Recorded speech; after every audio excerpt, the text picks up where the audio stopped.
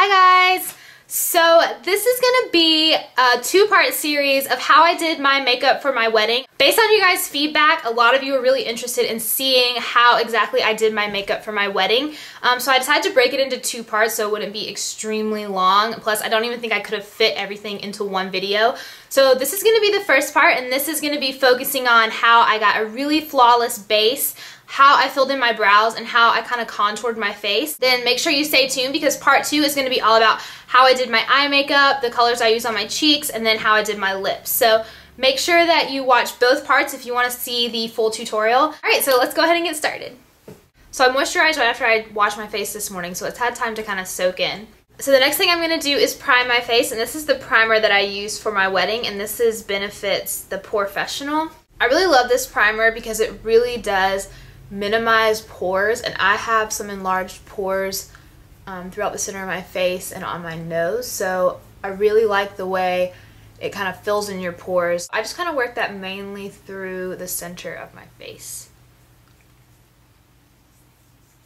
And then I'm going to start with my Urban Decay All-Nighter, and you're going to see I'm going to apply this 3 times in really thin layers throughout my foundation application. So I'm going to apply it between my primer and my foundation, and then after my foundation before I powder, and then at the very end after my powder. So just working in thin layers, and you'll see that's kind of going to be a theme for this whole foundation application, is just working in really thin layers and building up gradually, and that's going to help everything kind of last a lot longer. So I'm just going to do 2 quick sprays of this and just kind of let that dry.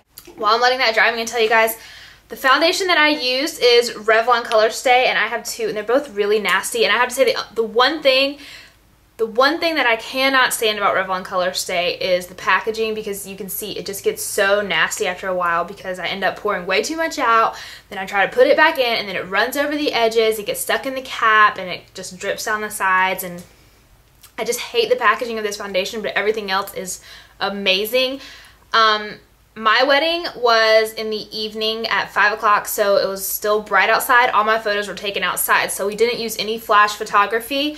So I wasn't really concerned about the SPF. This one has a really low SPF anyway, so I don't think it would be a huge problem to use for flash photography. I have 2 colors, 180 Sand Beige, which is my lightest color that I use in the winter, and then 310 Warm Golden, which is my darkest shade that I use when I have a full tan. So I kind of just mix these depending on if I just gotten a tan, or like now my tan has pretty much worn off. So I just kind of mix these to get my perfect color. The foundation brush that I use is my Sigma F80. If you're looking for a more affordable option for this brush, Real Techniques has a buffing brush, which is very similar. It gives you pretty much the same effect. The Sigma brush is a lot denser, and it has a flat top. This one is a little less dense, and it has a rounded top, but they both work really well, and I kind of use them interchangeably. If you've ever used Revlon Color Stay before, you know it's kind of hard to blend on its own without the setting spray. When you do the setting spray underneath, it makes it a little bit harder to blend, so you really need to make sure that you work in small areas and really blend it as quickly as you can before it sets.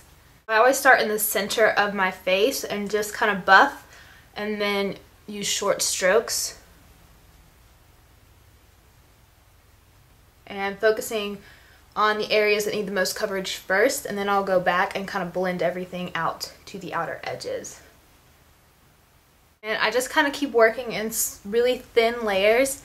Another really important thing to do is make sure that you blend everything down your neck. Oh, I just hit myself in the Adam's apple. But you definitely want to make sure that you blend everything down your neck. One thing for photographs is you kind of have to put on a little bit more makeup than you would think is normal, because you just want your skin to look really flawless in your photograph. So it might look like you're wearing a little bit too much when you first put it on, but as it settles into your skin and as your skin produces oils and, you know, everything just kind of starts wearing in, it's gonna start to look more normal. As long as you don't cake on one really thick layer, if you just keep working in small layers to get that really full coverage, it's going to look beautiful in photographs, and you're not going to look like a freak in person. So now I'm just taking a tiny bit on my brush, and I'm just going to go one more layer around my nose where I kind of get red, around my mouth where I have all of my old breakouts and scars, and then the center of my forehead. And I barely have any product on the brush right now. Also going to go over my eyelids because I'm going to be wearing a decent amount of eyeshadow. Okay, so now I'm just going to do another thin layer of my Urban Decay All Nighter spray. Okay, so once that settles in, I'm going to go ahead and do my highlighting before I powder. And I'm doing my highlighting in 2 steps. I'm going to use this, and then I'm going to use a powder highlighter at the very end. So I'm just going to start with this, just because I like to put like products together, so liquids with liquids and then powders with powders.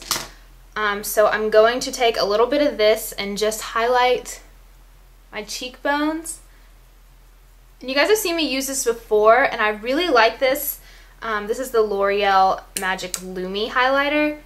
And it's really supposed to be kind of an under eye brightener, but I like it as an all over highlighter because it just gives a really subtle glow. It's not super sparkly or super shimmery, but it just has that light color, that light pink color, and it just kind of gives my skin a nice, more subtle, natural looking glow. Okay, so now that that's all done, I'm going to go ahead and powder, and I'm using the Cargo Blu-ray Pressed Powder, and my color is 20. I just pick up some of the product, kind of tap it off a little, and then roll it over, and really just pressing it into the skin will give you just a really nice flawless look. If you don't feel like you need that much coverage, if you don't have oily skin, you can also use a kabuki brush, which is what I do kind of on a daily basis, and just kind of roll it over. You don't want to go in there and start buffing because you're going to start moving all of that foundation and concealer around. But just kind of roll it and dab it over. Finally, I'm going to do one more thin layer of this, and that will set everything in, but it also kind of takes away that super powdery look, and it returns your skin to a more natural texture. So this time I'm going to do maybe 3 sprays. While that's all soaking in, I'm going to go ahead and start working on my brows. First thing I'm going to do is just comb through them. Even if you have dark brows like me, it's really important to fill in your brows for events where you're going to be having photos taken, because it just kind of completes the look. It gives you a really polished, finished look. And to fill in and define my brows, I'm using the Anastasia Brow Kit, and they have all different colors depending on your hair colors. They have one for blonde hair. This is just the brunette one, and it comes with 3 things actually. It has a wax. It has the 2 brow powders, and then it has your little brow bone highlights, but I mainly just use the brow powders. So I just use this Real Techniques angle brush, which I actually like better than the Anastasia brow brush that came with this kit. I find that one to be really, really thin, and I kind of like a bigger, kind of thicker brow brush because my eyebrows are already kind of thick. So if you had really thin, delicate brows, then you might want a thinner brush. But I start with the lighter color in here. And I basically just trace over my brow shape because my brow shape is pretty much where I want it. I just want to fill them in and make them just a little bit more defined. I like to use the majority of the product, you know, towards the arch, and then I'll come with whatever's left on the brush and go to the front because I don't want to have like a really definite like box or line or anything towards the front. And then this is my favorite eyebrow thing ever. The NYX Eyebrow Shaper, which I've had forever. It's just a little wax stick, and I just go over my brows with that and then comb through, and that just keeps everything in place. And I like it because it's not super crunchy. The last thing I'm going to show you in this video is how I contoured my skin. I have 2 bronzers that I use on a pretty